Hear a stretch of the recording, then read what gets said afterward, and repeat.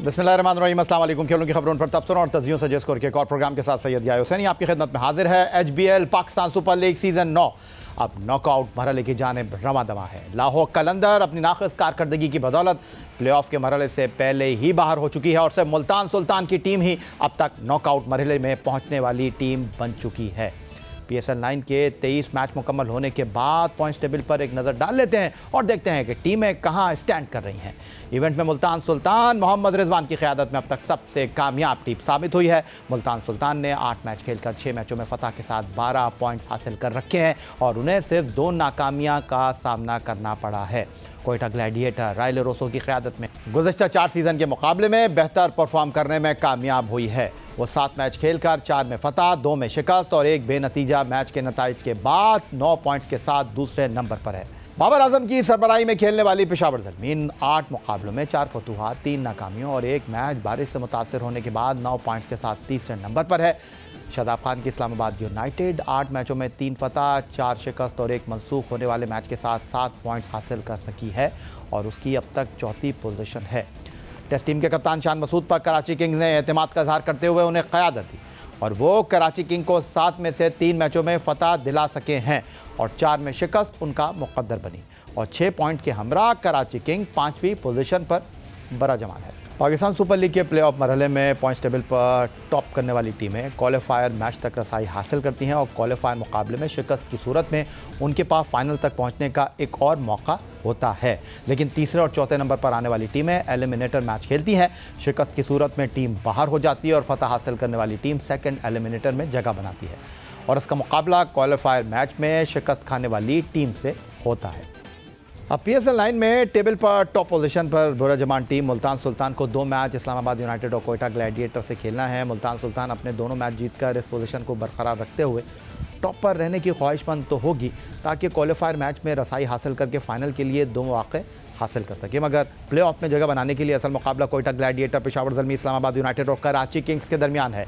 Quetta gladiator की position Peshawar, Islamabad और कराची से बेहतर नज़र आ रही है क्योंकि उन्हें प्लेऑफ में जगह बनाने के लिए 3 में से 2 मैच जीतकर अपने पॉइंट्स को 13 करना है। लेकिन अगर उन्हें 2 मैचों में शिकस्त हो गई तो 1 में फतह मिली तो उनके पास 11 पॉइंट हो जाएंगे। कोयटा ग्लैडिएटर लीग का आखिरी मुकाबला खेलेगी तो उनके लिए सूरत हाल वाज़ेह हो जाएगी। पेशावर ज़ल्मी को प्लेऑफ में पहुँचने के लिए कोयटा ग्लैडिएटर और कराची किंग के चैलेंज का सामना होगा। 9 पॉइंट्स की बदौलत अगले दोनों मैच में फतह उन्हें बासानी प्लेऑफ में पहुंचा देगी और उन्हें एक शिकस्त की सूरत में दीगर टीमों के नताइज पर इन्हिसार करना होगा। इस्लामाबाद यूनाइटेड 7 पॉइंट्स के साथ चौथे नंबर पर है। उनके अगले मैच कराची किंग और मुल्तान सुल्तान से शेड्यूल है। अपनी प्लेऑफ में रसाई को यकीनी बनाने के लिए इस्लामाबाद को दोनों मैच जीतना होंगे। अगर उन्हें एक भी शिकस्त हुई तो उन्हें कोयटा और पेशावर की शिकस्त के साथ साथ कराची किंग्स के भी कम से कम 2 मैचों में शिकस्त का इंतज़ार करना होगा। सबसे नाजुक सूरत हाल कराची किंग्स की है। उनके मुकाबले में अगर हम बात करते हैं जिनके अब 2 मैच प्लेऑफ में जगह बनाने के लिए कोशा, इस्लामाबाद और पेशावर ज़ल्मी होंगे। नॉकआउट मरहले तक अपनी रसाई को यकीनी बनाने के लिए उन्हें तीनों मैच में फतह पर मोहर सख्त करना होगी। पाकिस्तान सुपर लीग सीज़न 9 के आगाज़ के बाद ये तासुर रहा है कि बैनुल-अक़वामी मसरूफियात की वजह से कई नामवर और बैनुल-अक़वामी क्रिकेटर्स पाकिस्तान सुपर लीग को दस्तयाब नहीं रहे। PSL शुरू होने के बाद भी कराची किंग्स के कैरन पोलार्ड एक मैच के लिए अपनी फ्रेंचाइज को दस्तयाब न थे और मुल्तान सुल्तान के ओवरसीज़ खिलाड़ी उस्मान खान भी UAE रवाना हुए और वो 10 मार्च को अपनी टीम को ज्वाइन करेंगे। अब लाहौर कलंदर के टॉप स्कोरर और PSL 9 के दूसरे कामयाब बैटर वैंडर डूसन और कराची किंग के left arm spinner Tabraiz Shamsi अपनी टीमों को दस्तयाब नहीं होंगे और वो लीग छोड़कर जा रहे हैं। कराची किंग ने तबरेज़ शम्सी की जगह जनूबी अफ्रीका के लेग स्पिनर इमरान ताहिर को स्क्वाड का हिस्सा बनाया है और लाहौर कलंदर ने जनूबी अफ्रीका के वैंडर डूसन के मुतबादिल के तौर पर इंग्लैंड के सैम बिलिंग्स को शामिल किया है। गुज़श्ता रोज़ वैंडर डूसन के शानदार 64 रन्स की बदौलत ही लाहौर कलंदर कामयाबी हासिल करने में कामयाब रहा। वैंडर डूसन PSL 9 में सेंचुरी स्कोर करने वाले पहले बैटर भी थे। पाकिस्तान सुपर लीग सीज़न 9 में इफ्तिताही मैच से अब तक फ्रेंचाइज टीमों की फील्डिंग का मेयार ज़्यादा अच्छा दिखाई दे नहीं रहा। कमेंटेटर मुसलसल इस जानिब तवज्जो दिलाते रहे, ड्रॉप कैचेस हों या फिर ग्राउंड फील्डिंग, इसमें बेहतरी नज़र नहीं आई। मगर पिंडी क्रिकेट स्टेडियम रावलपिंडी में होने वाले 20वें मुकाबले में बाउंड्री लाइन के बाहर एक बॉल पिकर और इस्लामाबाद यूनाइटेड के ओपनर कॉलन मनरो की एक दिलचस्प वीडियो सोशल मीडिया पर वायरल हुई। आमिर जमाल के शॉट पर बाउंड्री के बाहर बॉल पिकर सुभान खान ने कैच ड्रॉप किया तो कॉलन मनरो ने उन्हें टिप्स दी और फिर इनिंग्स के आखिरी ओवर में इसी पोजीशन पर बॉल पिकर बॉय सुभान खान ने उम्दा कैच किया और कॉलन मनरो ने उनके साथ खूब जश्न मनाया। मैच के अगले दिन इस्लामाबाद यूनाइटेड के कॉलन मनरो ने बाउंड्री लाइन पर कैच लेने वाले बॉल पिकर सुभान अहमद के लिए सोशल मीडिया पर पैगाम जारी किया। उनका कहना था कि उन्हें सुभान अहमद से मिलने का मौका नहीं मिला। वो उनके क्रिकेट करियर के लिए नेक तमन्नाओं का इजहार करते हैं। उनकी PSL के अगले चंद मैचों में मुलाकात ज़रूर होगी। मिलते हैं एक ब्रेक के बाद।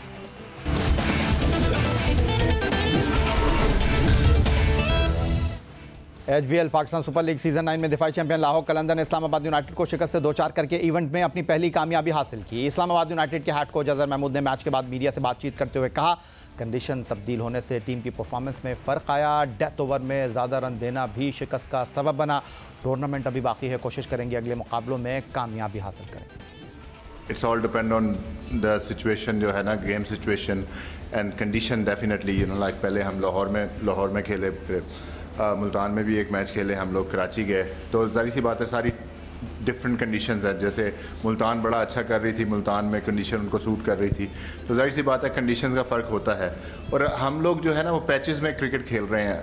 हम लोग थ्रू आउट एक होता है ना कि 40 ओवर तक आप मुसलसल अच्छी क्रिकेट खेल रहे हो, हम थोड़ा सा लैग कर रहे हैं उसमें। आप ये कह सकते हैं कि उसमें कोई हमारी शॉट सिलेक्शन की भी बात कर सकते हैं, और स्पेशली डेथ बॉलिंग जो है वो उसमें हमने काफ़ी ज़्यादा रन्स लीक किए हैं, इस मैच में भी किए हैं और पिछले मैच में भी किए थे, तो वो एक कंसर्न है हमारे लिए कि उसको हम कैसे ओवरकम करते हैं। तो जाहिर सी बात है कि टूर्नामेंट अभी तो we are pretty much in, इसमें 2 मैच हमारे पास हो रहे हैं, हमारे पास पूरा चांस है कि हम प्ले ऑफ्स में क्वालिफाई कर सकते हैं। तो जाहिर सी बात है हमें अपनी चीज़ों को बेहतर करना पड़ेगा।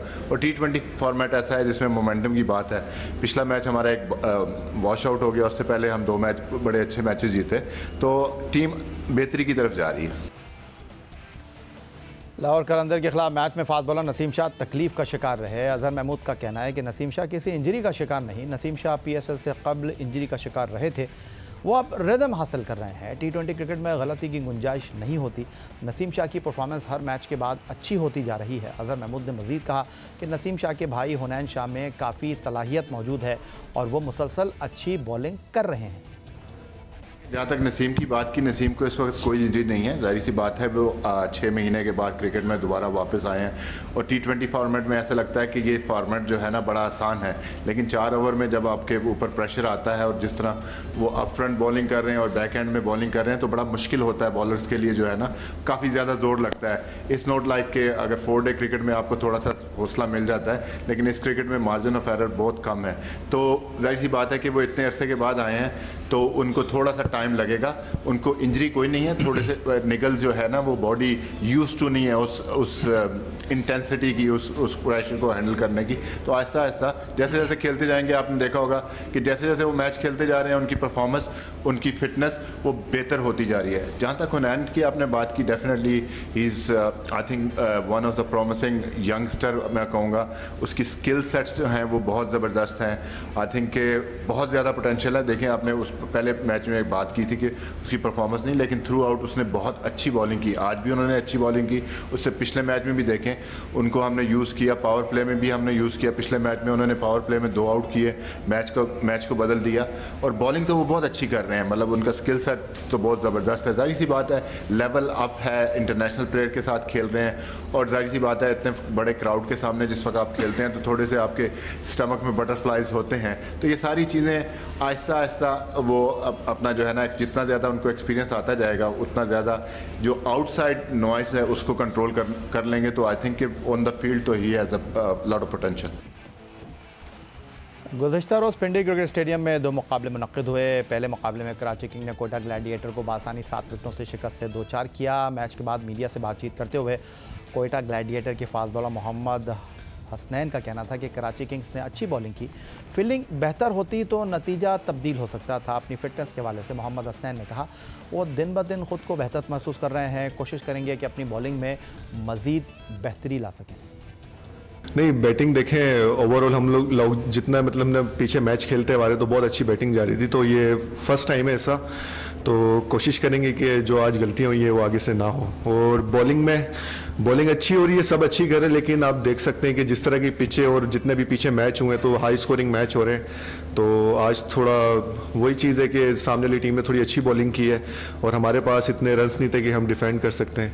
तो it's part of the game, हार जीत होती रहती है, लेकिन इंशाल्लाह नेक्स्ट टाइम अच्छा ट्राई करेंगे। जी बिल्कुल, अगर कैच होते तो डिफरेंट सिचुएशन होती, इफेक्ट पड़ता है कि अगर सामने वाली टीम के आउट होते तो इफेक्ट पड़ता है सामने वाली टीम पे। देखा जाए तो अगर कैच ड्रॉप हुए, अगर वो कैचेस हो जाते तो हो सकता है हम लोग वहाँ अच्छी बॉलिंग करते हैं, बट ओवरऑल जिस तरह की पीछे तो यहाँ स्कोर बहुत ईजी हो जाते हैं। तो यही है कि अगर हमारे पास थोड़ा और स्कोर होता, लाइक 150 160, तो हम लोग मैच जीत सकते थे। देखें, काफ़ी टाइम बाद क्रिकेट खेला हूँ, क्योंकि लास्ट ईयर PSL के बाद में कोई क्रिकेट नहीं खेला, इंजर्ड हुआ था, तो काफ़ी मतलब स्ट्रगल किए उसके बीच। और अभी जिस तरह है कि मैच बाय मैच में खेल रहा हूँ तो इम्प्रूव आ रहा है, मुझे अच्छा फील हो रहा है और मैं डे बाय डे बेटर होता जा रहा हूँ।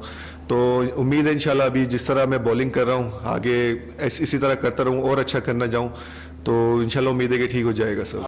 ये थे मोहम्मद हसनैन। और यहीं पाकिस्तान सुपर लीग सीज़न 9 2024 से जुड़ी खबरों को एक ब्रेक लगाते हैं और बात करते हैं दुनिया के खेलों का सबसे बड़ा मेला ओलंपिक। इस साल 25 जुलाई से फ्रांस के शहर पेरिस में मुनक्किद होने जा रहा है। पाकिस्तान 32 साल से ओलंपिक्स में कोई मेडल हासिल करने में कामयाब नहीं हो सका है। इस मरतबा ओलंपिक्स में बराह रास्त क्वालिफाई करने वाले javelin throw athlete Arshad Nadeem से ओलंपिक्स में मेडल की उम्मीद है। लेकिन पाकिस्तान स्पोर्ट्स बोर्ड का अलमिया यह है कि कॉमनवेल्थ गेम में गोल्ड मेडल और वर्ल्ड एथलेटिक चैम्पियनशिप की तारीख में पाकिस्तान को पहला मेडल दिलवाने वाले अरशद नदीम के पास ट्रेनिंग करने के लिए बैनुल अक़वामी मयार की सिर्फ एक ही जेवलिन है और उसकी हालत भी अच्छी नहीं रही।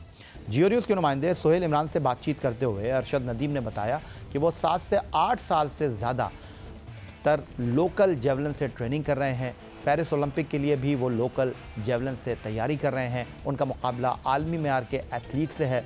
भारत के नीरज चोपड़ा की ट्रेनिंग और उनकी ट्रेनिंग में ज़मीन आसमान का फ़र्क है। अभी जो है राइट नी की मैंने सर्जरी करवाई है, तो अल्लाह का शुक्र है बहुत ज़्यादा बेहतर फील कर रहा हूँ। लेफ़्ट नी की और राइट एल्बो की मैंने सर्जरी करवाई थी। उसके बाद मैंने एक कंपटीशन खेला था वर्ल्ड एथलेटिक चैम्पियनशिप, वो जो बुडापेस्ट हंगरी में हुई थी। वहाँ पे अल्हम्दुलिल्लाह मैंने पाकिस्तान की तरीक रकम की कि मैंने वर्ल्ड में मेडल जीता।